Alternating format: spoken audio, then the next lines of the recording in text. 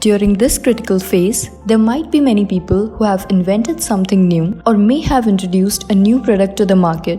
Now imagine, what if someone copies that invention and calls it their own, or comes up with something similar before the original inventor introduces it to the public?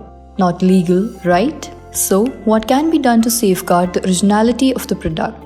Here comes the importance of the patent.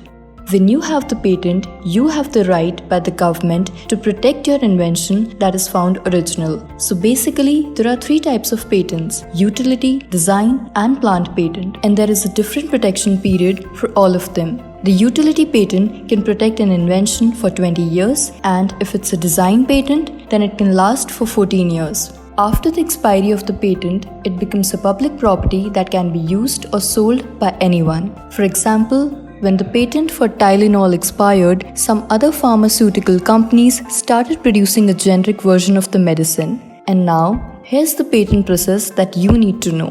There are many inventors who rush out and apply for patent protection as soon as they come up with something revolutionary new invention, and on the other hand, some of the experts suggest otherwise. But why? Because the patenting process cost is technically high. So, unless and until you're fully sure that your idea is commercially viable, which means that you can make money from it, you should hold off from filing out the paperwork, as it is more important to confirm that it has any value than protecting it. Now, you need to know the steps involved in the patent process. In India, the procedure for obtaining a patent starts even before a patent application is filed with the patent office. Step 1. You need to decide whether you'll do it yourself or engage with a professional. Step 2.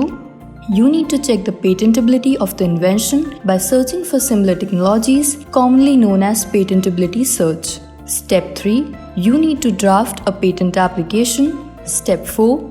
Go for filing the patent application. Step 5. Examination of the patent application. Step 6. Publishing of patent application. Step 7.